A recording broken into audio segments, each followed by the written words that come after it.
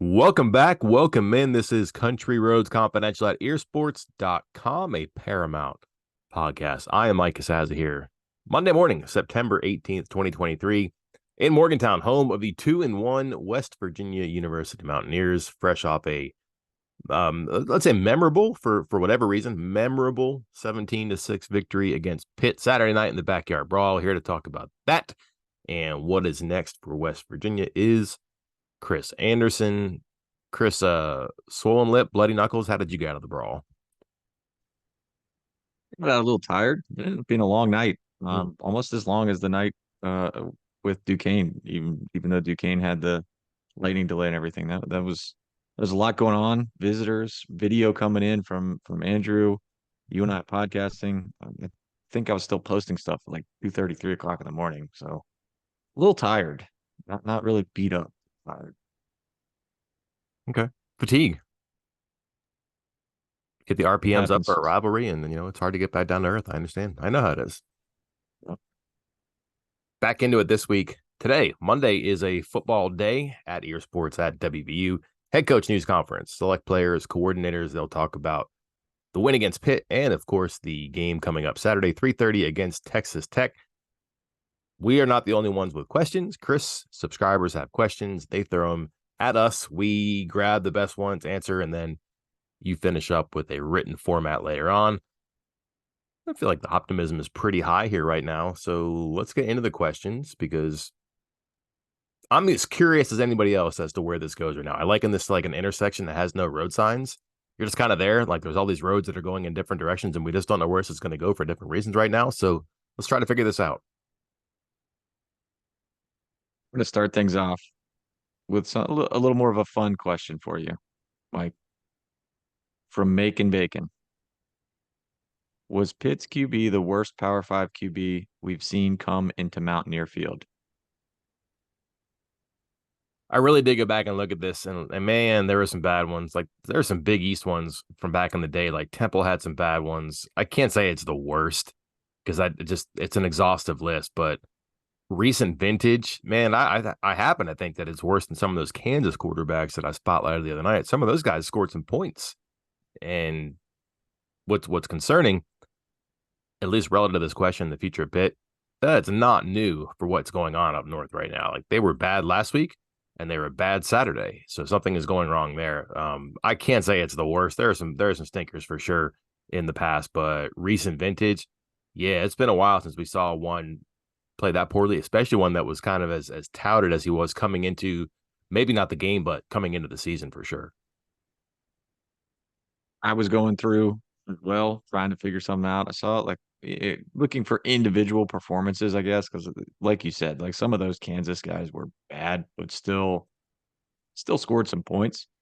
Um, I thought about being a smart aleck and asking, does this include WVU quarterbacks coming Oh, into Mountaineer Field and playing? Because there were some rough performances uh, over the years. I want to take you to I think the worst performance. There was somebody worse, and I'm going to give you the year. See if you can remember it. This is 2015. You won the game, non-conference, absolute blowout.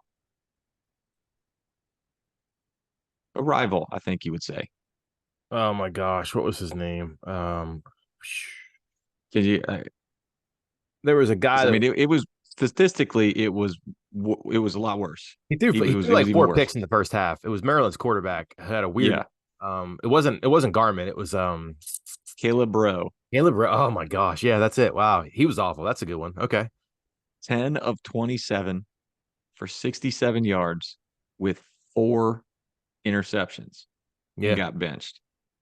And again, it wasn't even really a one off with him because he kind of bounced in and out of the lineup for Maryland as like a backup, and then maybe he's going to start and then he's a backup again. He had 28 interceptions to 18 touchdowns for his career. So not only was it one of the maybe the worst one off games by a Power Five quarterback at Mountaineer Field, but he was just generally not a Power 5 quarterback, I think is a polite way to say it right now. I was going back to I went to the 80-7 game. Ryan Cubitt was 4 for 14 for 27 yards and 4 interceptions. Does that count? That's pretty bad. With it, Like he completed as many yeah, passes to his team as he did to the other team, that's true. and it was 80-7. And I think there's at least 2 pick sixes, I believe. Pretty bad. Sorry, that's a fumble return, so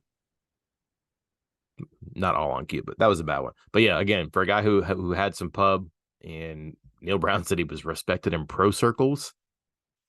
That's a small circle today, I would guess. But yeah, for again, recent years, that takes the cake for me. It was pretty poor. Technically, the Arena League 2 is professional, like so Okay, so technically. again, chess, not checkers. Next question comes from Luke Zoolander 01. 3 games in, what's been the biggest surprise to you about this team so far? One positive, one negative. Defensive line, way ahead of schedule, way above the bar. And what's interesting, Chris, for that one is that the revelation has followed the prediction. They said they were going to play 8 or 9 people. They have. They said they weren't going to have a star, but they were going to have a number of solid contributors they could roll in waves. They have. And I just think it's going to get better and better and better. And they're keeping solid snap counts. They're not overextending. They're not accelerating the pace for development. Like they're keeping Tomiwa Durajayi and Davon Hawkins and Vitorma Moba and now Asani Redwood, kind of like on pitch counts. Don't overextend them. You maximize their ability by minimizing the amount of time in the field. Like let them go and run their engine really high and then come out and cool off. And they're doing that. And that's cool. The surprise for me is the secondary on the other side. I just thought it was going to be better because I thought they would hit on the transfers, and maybe they have, maybe they haven't. It's hard to tell because haven't seen a healthy Keyshawn Cobb play very well, but he missed last game. Anthony Wilson has been just okay, probably. And then I think Beanie Bishop's been good at one corner spot, but Montre Miller TBD at the other. That hasn't helped. But for it to be as bad as it was the first 2 games, and I just, again, I can't wipe it away because I saw Phil Jurkovich the other night. I still think that's a problem. And like they want it to be better. They try to make things easier. They're getting good defensive line play and pass rush, and yet that secondary is still just a concern for me. Which again, that probably isn't supposed to be a surprise, but I just thought it would be better. And the fact that it's not and was kind of sieve the first 2 games, especially the second game against inferior competition, that still was a surprise. I thought it would be better in that game. And I'm going to go with my positive surprise being the will linebacker spot. Like, I mean, that was probably my biggest concern for this team. I thought that was going to be so weak, or I would, but weak sounds so bad. It was just such an unknown. Like I said, there was you had Favris, Lathan, Butter, combined basically zero um, collegiate snaps that meant something. That weren't during garbage time or weren't. I mean, special teams mean something. I'm talking about defensive snaps, but none of them had ever played like meaningful close game college snaps ever. And that's pretty rare for a position, especially with how transfers work nowadays. Like you can typically find somebody that has played some form of college football at some level at some point, and they couldn't. West Virginia, they tried. WVU tried. So when I say I'm surprised that Lathan is being as amazing as he is, I want to say that the coaches are a little bit too because they were trying hard to add a will linebacker all offseason, all the way back to December. Going over the Florida State linebacker, I think ended up at UNC. I believe it was the big target that everybody remembers. And going all the way through the summer, having guys up for visits, sneaking guys on, trying to get guys out of the roster. And they even during fall camp weren't sure who was going to start. And there's Lathan, and he's been outstanding Mm. so far this season. So that's the biggest surprise for me. Negative? And I don't know if anything surprised me negatively. Like That's fair. That's fair. like I think the defensive line, like I said, I would have put that as the second positive because I was worried about that preseason with some of the comments, but they've been solid. Secondary, I wasn't sold and still not sold. obviously. Wide receivers, you could see it going that way, the way it's gone so far, just because you've turned over the entire room basically, and you just don't know what you're going to get. And right now, it's not looking great. Still got time, still early, still have to deal with, you're dependent on what your quarterback can do. And right now, WV's been limited at quarterback, which again was something I kind of thought was possible. So I don't know if I've been surprised negatively about anything yet. Yeah, I get that. Next question. SJJSWVU4. Fast forward to December. Assume the season is somewhat successful with a 7 or 8 wins. Which three players on each side of the ball are you the bulk of your NIL budget at to make sure you retain them? I won't put the limit of three. You can do one, two, five. But Mike, where are you spending your NIL money this offseason? Well, offense, you start with Donaldson, correct? I And mean, at some point, can I go ahead and push back? You want me to push back on that later? oh, all right. Well, I'm going to start with Donaldson. Okay. I'm keeping Gallagher. I'm not out on Rodney Gallagher at all. And then just because I kind of believe in skill position, now you're thinking, okay, well, is Traylon Ray going to be there at the end of the season? You're kind of projecting that. Don't know. They lose some offensive linemen, but like you'd like to keep Tomas Rematch, but like, do you give an offensive lineman NIL money? Probably. The quarterbacks, don't know. Nico might be one you'd want to keep just because of his pedigree, the 4-star coveted kind of a guy. Maybe I come back to that one to finish the conversation. But offensively, to stick there. Offensively, I would definitely go Donaldson. I would definitely go Gallagher. Those are pretty important ones for me. But it sounds like you're going to push back. I'm not sure I'm spending a ton of money at running back, regardless of who they are or how big of a season Donaldson has. Like, again, he's an excellent player. He could be amazing this year. He could finish with well over 1,000 yards and a bunch of touchdowns, tears it up there in Big 12 play. But that is the most loaded room on the roster. And it's also, if you take that NFL manager, general manager look at it, it's also maybe the most replaceable position on the field of any position group. And quite honestly, I've heard some things, and there's no max budget, but I think, Donaldson's well taken care of already. So I think if there's more NIL money that needs to go to Donaldson, it might be time to say we're tapped out and move on. So I think that's my pushback on Donaldson, and really just the running backs in general. Like, I just not going to spend a ton of money on it. Okay, so you went a little Bill James, Billy Bean here then. Yeah, that's where I'm Okay. going. Okay. So Gallagher then? Yeah, I think you can drop a few bucks on keeping the talent there. I think offensively, yeah, I'm focused on quarterbacks and wide receivers, and no offense to Green or Markio, but right now neither has shown me that that's where I need to be spending my money on retaining quarterbacks. So I would be, yes, more focused on I'll say Wyatt Milam, Rodney Gallagher, Traylon Bray, any wide receiver with some eligibility and some upside. Yeah, Milam was what I was going to get to there because that would be a bad look if he walked away. Like, and one, he could go pro, but if he comes back and you talk him into coming back, well, you got a left tackle there, but also, guys know, and if you lose your center, your right tackle, you lose two good parts. Maybe it's time for him to go. Maybe he wants to go try some NFL stuff. Could you bring him back? That's cool. That would probably be where I would spend my third bit of money there too. Here's my question for you then, Chris, as a branch off of this. You have one bag left. Somebody has just like given you one bag. Said, hey, I said three, but actually it's four. But it can only go to a quarterback. How do you think this looks in December? Like what quarterback do you think you would be talking into coming Oh my back to God, school for one more year? what a question! What a question! Hmm. Like we're at that point right now where like, well, you know what? They tried Markio, it didn't work. And for this team to be good, you got to have Green because he came back and settled things in, whatever, October. But like, what if Markio kind of takes over here? What if he beats Texas Tech? Green's okay, but they're not going to rush him back. And then he beats TCU on the road. And like, well, you can't change it now. So then all Yeah. of a sudden, Mark, here's your quarterback of the future. Got to keep him. Kind of a weird question. Well, and I think so. I guess that's what the question comes down to is: do I think West Virginia's going to rattle off a couple wins in a row right now with Nico at quarterback? Or play And well enough that you don't make a change just because Green is healthy. right, hmm, Probably have to go 1-1. yeah,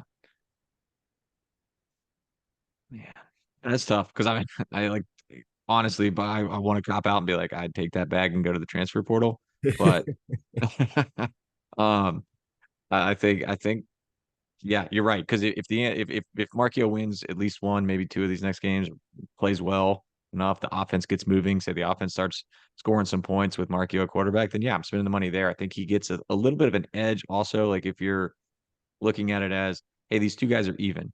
If you view them as even talent wise, Markio gets the edge because he's got extra years of eligibility. Like he's younger, and you have to take that into account, just like pro teams do with their players. Like, would you rather have a 32-year-old slugger or a 27-year-old slugger? You're going to take 27-year-old. So I have to give a little bit of an edge there to Markio if it comes down to those two being even, partly because he's younger. I also think a bidding war with Markio is more likely than a bidding war with Green because of Mm, age, but also because of reputation there too. I went back and I kind of just like sped through the pick game and certain parts that I wanted to see. And we mentioned this in the podcast. There were stretches in that second half where they did open things up a little bit and they let him throw it. And there were some situations where, he called his own number on an RPO or his own read, I would guess, whatever you want to call it, but he kept the ball. Um, they started to look into the future a little bit in that game. Very curious to see how much it expands with him under center, presumably this week. I mean, I don't, they cannot play the conservative button down. Oh my gosh, that quarterback on the other side isn't very good style against Texas Tech and whatever quarterback they see, because Texas Tech is going to really try to go pedal to metal and boat race West Virginia, because that's been the case in the past. So why wouldn't they try again? But also they know that like an artillery or weaponry battle right now, West Virginia be a little bit shorthanded, but West Virginia cannot further shorten its hand. So I think there's a lot of potential to open things up with Markio, not beyond what Green did, but maybe to a Green level, certainly beyond what we saw Saturday. yeah, there were several questions here in the mailbag that I'll answer in written form, or maybe can kind of answer it here. Like again, Neil Brown came out afterwards and said, "Hey, given the situation, the playbook was out, and it was just a full of plays that they basically ran." So yeah, things are going to look different, and it's hard to tell what exactly WVU's offense is with Markio compared to Green, or how, if he can pull it off after what we saw Pitt, because that's not, you're comparing apples to oranges here. You can't do that. So I think we won't have a clear answer until he at least gets a real game under his belt with a real playbook at his disposal. Yeah. Let's see. Moving on to the next question, Mike. God, I don't want to answer that one. A lot of questions about Jaheim White. Let me just kind of sum it up here. Were you okay with Jaheim White not getting snap? Did he get any snaps? I think he was out there for a couple snaps, but didn't get any touches. Yeah. Small number. I don't get it because they needed some juice and didn't get it, but they were pretty comfortably in control. Of course, they led by 2 scores for the final 17 minutes of that game. And their defense is not going to get picked on by that quarterback. I just think that they were trying to get home in some regard. But again, you I'm not saying it was an emergency, but you have these in case of players, and that's certainly one of them. And it's not because you or me or a fan or a subscriber says this guy's dangerous in practice or in a FCS opponent. We're continually told by the coaches and players that he's electric and that they've got to get him involved and that he will be involved. And didn't happen. My only logical explanation is that there were some things that involved White and Green that Markio maybe didn't practice. Just when you're cutting down to like again 20-25% of the bone, some stuff isn't going to be in there. And I wonder if there's things that he watched but hadn't executed, and the team said, you know what, we can't ask him to do this formation.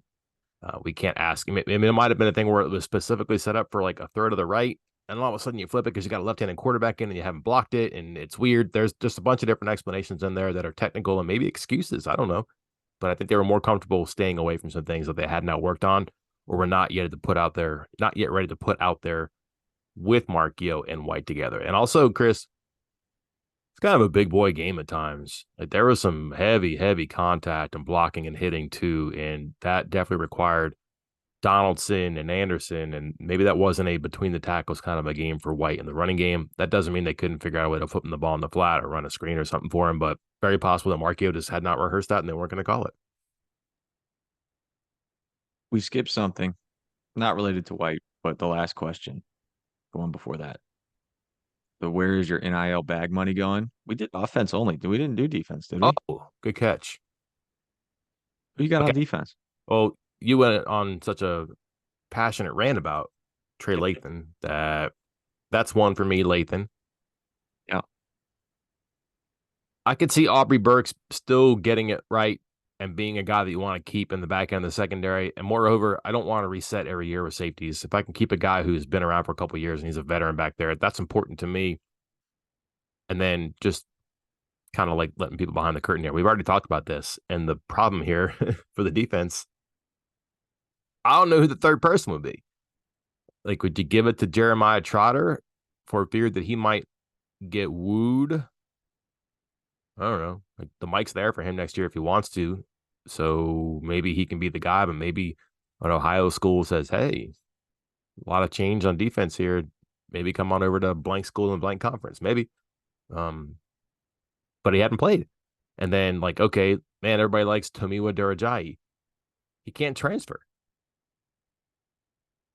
Mike Lockhart's been good, but is Mike Lockhart going to get, pulled away by another school? Like, I just don't know. It's a hard trick right now to identify our third player. Where do you think we go? Also, do you agree on the first two?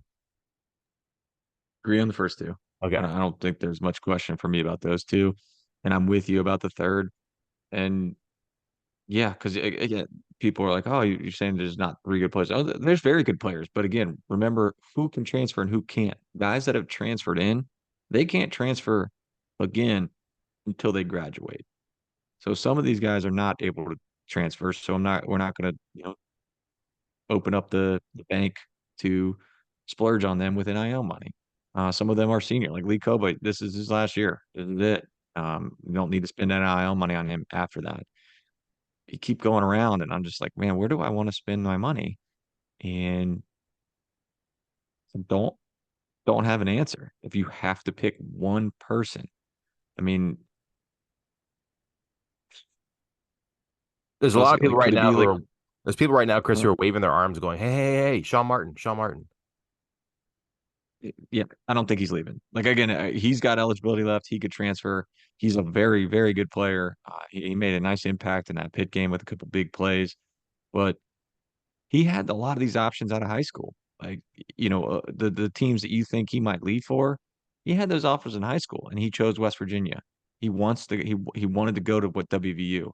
So I don't. I mean, yeah, if you start hearing grumblings that he might be, listening to other offers, yeah, that's where my third bag goes, of course. But it's just not someone that I think is going to be jumping. But again, maybe that's your answer then, because it's like, hey, do you want to run that risk of, yeah, I think he's probably good, and then you don't pay him, and then he's gone, and then you got egg on your face because an in-state kid who was a stud left to go to another program. Like you don't want that either. Could you see, again, similar to our quarterback question here, but could you see a Ben Cutter or James Hurd evolving in such a way that maybe they're not starters, but they are splashy players who make noticeable contributions, and you say, you know what, that person is a piece in the future. You got to keep him because we are that low in the barrel right now. We are scraping trying to find this third player. Well, and I don't think other schools are going to with those twos that you specifically mentioned right there. They ended up at West Virginia because these other schools, in part because these other schools looked at them and said, "We think they're too small." Like they didn't reach the measurables that say like what are your minimums for the positions that they're being recruited for, and I mean, that probably going to hurt. I mean, West Virginia did more work than just, hey, they passed on them, we get them. Like that's not exactly how it worked. But some of these guys were more lightly recruited. They're not getting SEC offers or something like that because they're a couple inches shorter or they're a few tenths slower. stuff like that. And I think Cutter and Hurd were overlooked because of that. And I don't think that's going to change in 1 year. I would agree. And then some of their defensive line prospects, they kind of like Corey McIntyre in particular. I don't see him playing enough or well enough to get that type of attention. And then really you're kind of thin on options beyond that for transfer portal reasons that you mentioned, or just playing time or experience and available eligibility and potential to actually play and play a lot and play well this year. It's pretty slim pickings there for that question. It's such a strange conversation. Like I feel like, are we talking about the Steelers? Are we talking about the Packers? Like, like how am I spending my budget? And I'm over here looking at guys like, well, I'm looking at one of these guys that's got like 1 year left, so I can just spend that money for the 1 year to keep them, and then it frees back up in my salary cap for the following season. Good point. Oh Yeah. yeah, no, we're talking college. Like yeah, because I'm sitting here like, oh, should I just spend that third bag on Hershey McLaurin because he'll be a senior next year, and then I could turn around and free that money up for the year after that. Like, man, strange times, Michael. Indeed. Strange, strange times. Um, it was something a little more specific that maybe is not usually a podcast question, but I wanted to get your take on it because you were going to know the answer better than me. This was from Timbo WVU 76, and he referenced Pat Narduzzi saying that WVU runs RPO 60% of the time. Uh, First, wanted to check if that was accurate, and second, do you think it would be higher or lower with Nico than it is with Green? I think the one reason you asked this question is that it just didn't look like there was a lot of RPO stuff the other night. There were some times where, again, we don't know the play calls, and sometimes the play action can look like an RPO. It's a little bit more sophisticated than that, and there are going to be people who are rolling their eyes and slapping their forehead as I explain this. But I think visually, a lot of people, they can look the same, and it's not a cop out. Just I don't have a headset, so I'm not really sure, but it looks like Green has a lot of options to pull and pass sometimes, and maybe what looks like a play action, he can actually hand it off instead. I would say, based on Narduzzi's estimation, that that's probably pretty close to accurate. And you can watch their formation sometimes too when they run plays. Like it's a handoff to Anderson or Donaldson inside, but there's a bubble screen in the back end and there's a slant on the front side of the play, and there's just things like that that maybe it's window dressing to occupy second level defenders and give you a chance to hit one right away at the middle. But maybe it's like, okay, this run play is going to get swallowed if I hand it off, and this guy's open on the flat for a screen. Ta-da! So those are RPO plays that could certainly be it. I think we saw Markio do that a couple times, but maybe he just didn't have. Again, going back to this, maybe he just didn't have a lot of play calls that Brown was letting him run for lack of practice or anything like that. So I would say right now you might not have seen a lot, and you might not see many more. But in a game, man, you really got to flip everything when you go from a right-handed quarterback to a left-handed quarterback, and that might not be stuff they want to do mid-stroke and try to figure out how to reinvent the wheel during a game. You can do that in practice. I would say that if there is going to be like an evolution of ideas or play calls, the RPO would be one for Markio, but Green is probably as a more instinctive and faster runner, more immediate runner. And the fact that he's a little bit more seasoned, he probably had more and will have more, but I bet you that's something they try to build in for Markio. Right. Probably going to be our last question here with an interesting cross rivalry comparison or potential comparison. Mountain Gator 96 asks, does Neil Brown have the structure, young players, and recruiting class in place to have a Frank Beamer type turnaround? Like I know some of that's probably unanswerable, but I felt it was noticeable because he said, I said, Beamer turnaround. What in the world are you talking about? I didn't know this because I was 3 at the time when he took over at Virginia Tech. But here are his first 6 seasons, Frank Beamer. 2-9, 3-8, 6-4-1, 6-5, 5-6, 5-6, 2-8-1. And then after that rattles off, a pretty historic type of run for the Hokies. Mike, what do you recall that? And did you know that? And what needs to be in place for that kind of turnaround? Because typically if you're not doing something by year 6, you're already fired. Yeah. That wouldn't happen now in a Power Five school. Right. Um, what would have to be in place? Maybe like a blockade on social media, because the volume is so high right now and it has such reach to donors and sometimes by donors, but also people who really support a program, high dollar spending like donors and people who just come to games or have season tickets, and it reaches the athletic department. That it's hard to ignore that. Like, could you imagine? Can you imagine like the chin that an AD would have to go through that right now? Like to take a lot of punches year in and year out. I just don't know that constitution exists for players, or excuse me, for athletic directors and maybe even university presidents right now. That's a really hard thing to do, and especially when the longevity of ADs is so brief right now. Like I think that the average AD is like in between 6 and 7 years right now, and you're talking that you're going to spend your 6 years crossing your fingers and a coach. No way. You would definitely want to swim downstream on these things, and that's just not the way of the world anymore. Does Brown have infrastructure and facilities in place? Yeah, man. Like I don't think anybody has a problem with his plan and the way he explains it and the way he has built like the skeleton. They have good facilities. They don't want for a lot of stuff there. Everybody wants more, but they can go around and like they're invited to the party and they can talk about their facilities and not be ashamed. What they have is good stuff. Good stuff. Could it be better? Sure, but that's the goal for everybody, including West Virginia. Does he have the roster, the coaching staff, and like the spending resources right now?